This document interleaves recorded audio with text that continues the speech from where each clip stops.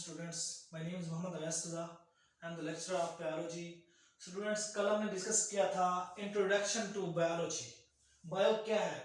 The scientific study of life is called biology. फिर हमने कुछ उसकी ब्रांचेस स्टडी की थी, उसमें एनाटॉमी, फिजियोलॉजी, मॉर्फोलॉजी और सेल बायोलॉजी.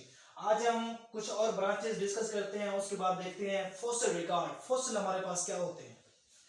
हमारी ब्रांच है palaeontology. The study of fossil is called paleontology.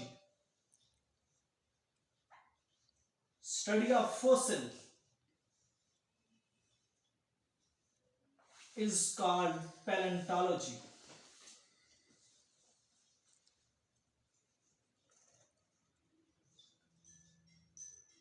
हमें ये तो पता चल गया कि फॉसिल की स्टडी को हम पैलेंटोलॉजी कहते हैं, लेकिन क्वेश्चन ये पैदा होता है कि फॉसिल्स क्या है? What is meant by fossils? Fossils are the dead remains of plants and animals.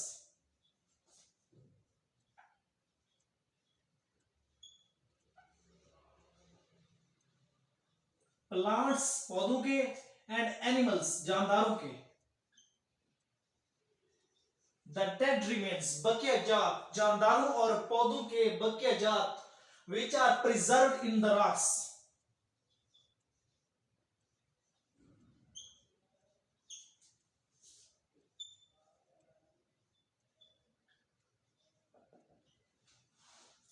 Rocks is called fossils.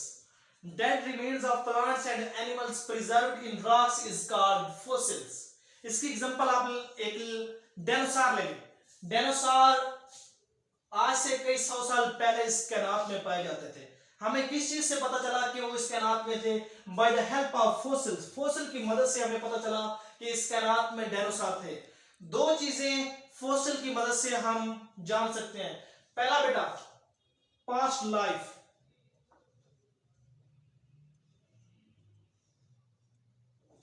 Past life में डायनासोर एग्जांपल है. हमें फोसिल्स की मदद से पता चला कि इस कायनात में कुछ साल हजारों साल पहले इस कायनात में डायनासोर पाए जाते थे. दूसरा बेटा by the help of fossils we can study evolutions. Evolution mean इर्तका. एवोल्यूशन को हम डिस्कस कर सकते हैं. इर्तका मींस किसी चीज को किसी चीज से अखज करना.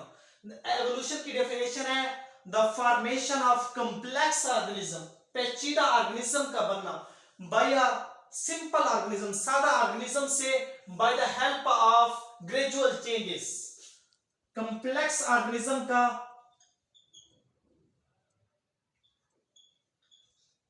सिंपल ऑर्गेनिज्म से बनना through gradual changes. Step by step जो ऑर्गेनिज्म में चेंजेस होती हैं, उन्हीं चेंजेस की मदद से सादा ऑर्गेनिज्म का पेचीदा ऑर्गेनिज्म से बनना, ये हमारे पास एवोल्यूशन है. अब हमारी एक ब्रांच है एम्ब्रियोलॉजी. एम्ब्रियो से ये वर्ड अखज किया गया है, embryo. The study of embryo. Study of embryo is called embryology.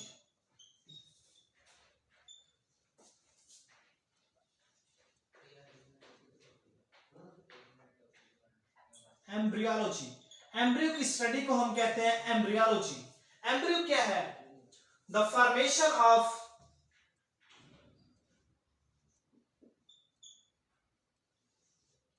N organism. किसी भी जानदार का बनना, फॉर्मिंग होना. The formation of an organism. Organism का बनना कहां से? From egg to a fertile zygote. Egg to embryo.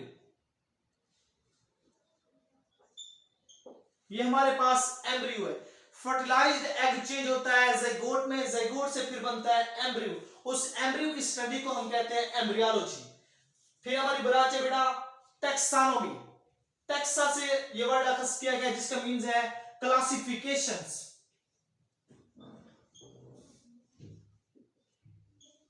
Classification and naming the organisms.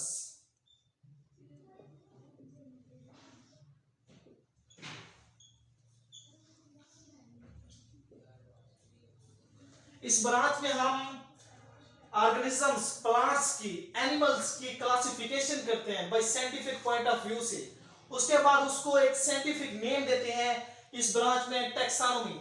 आप एक एग्जांपल है ह्यूमन, अपनी ही एग्जांपल हम ले लेते हैं। The scientific name of human is human sapien. The scientific name of man is Homo sapiens. दूसरी example frog. The scientific name of frog is Rana tegrana. Rana tegrana. किसी भी जानदार को, ऑर्गेनिज्म को साइंटिफिक बेस पर उनको नाम देना या उनकी क्लासिफिकेशन करना, उनको क्लासिफाई करना, ये क्या कहलाती है? टैक्सोनॉमी। फिर हमारी ब्रांच है environmental biology. Environmental biology, environment कहते हैं माहौल को। The interaction between organisms and their environments, इंसान का अपने माहौल से इंटरेक्शन एनवायरमेंटल बायोलॉजी कहलाती है। Inter relation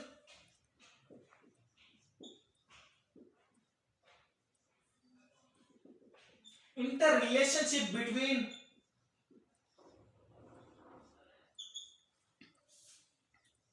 man and their environments.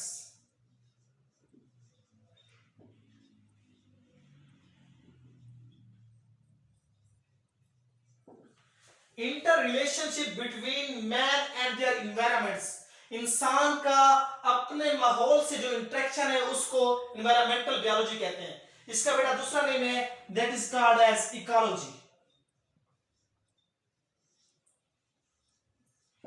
The second name of environmental biology is ecology. फिर हमारी ब्रांच है socio biology. in this branch we will discuss about the social behavior of animals. Animals का social behavior discuss करेंगे। That deals with the study of social behavior of animals.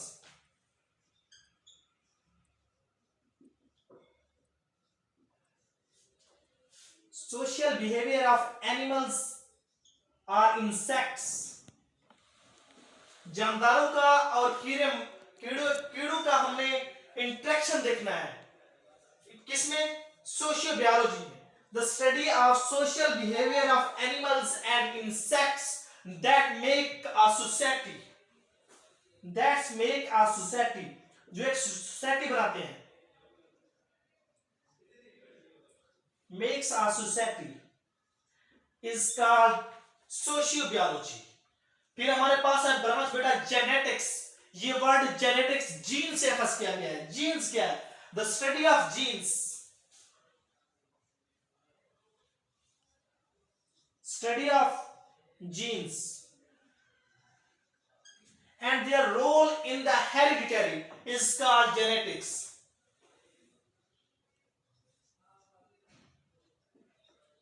And their role in hereditary,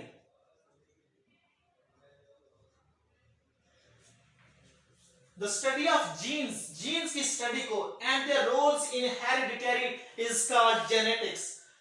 hereditary किसे कहते हैं? The traits, the characteristics which moves from one generation to another is called hereditary. इसकी example ले लें, DNA.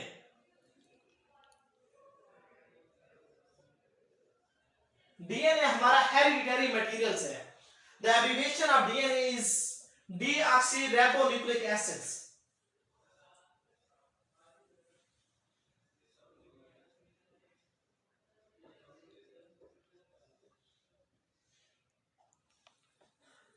DNA is the hereditary materials. वो traits, वो खूबियां, वो खसूसियात जो एक नस्ल से दूसरी नस्ल में मूव करती हैं, from one generation to another, parents to offspring में मूव करती हैं। इसकी एग्जांपल एक आपने सोसाइटी में सुना होता है कि किसी बच्चे की आइज कलर उसके पेरेंट्स से मूव करती हैं। ये that depend upon the hereditary, ये हेरिडिटरी पर डिपेंड करता है। कैसे? वो ट्रेट्स, वो खूबियां जो एक नस्ल से दूसरी नस्ल में मूव करती हैं, पेरेंट टू ऑफस्प्रिंग मूव करती हैं, that is called as hereditary. Genes की स्टडी हम जेनेटिक्स, इस ब्रांच को हम जेनेटिक्स कहते हैं। The study of genes and their role in the hereditary is called genetics. ये हमने पढ़ ली। कल बेटा हम स्टार्ट करेंगे parasitology, entomology, pharmacology, biotechnology, immunology. Immune से ये वर्ड अखज किया गया। कल हम ये ब्रांचेस डिस्कस करेंगे। आज हमारी लास्ट ब्रांच है जेनेटिक्स। कल हम इससे आगे स्टार्ट करेंगे। अल्लाह हाफिज बेटा।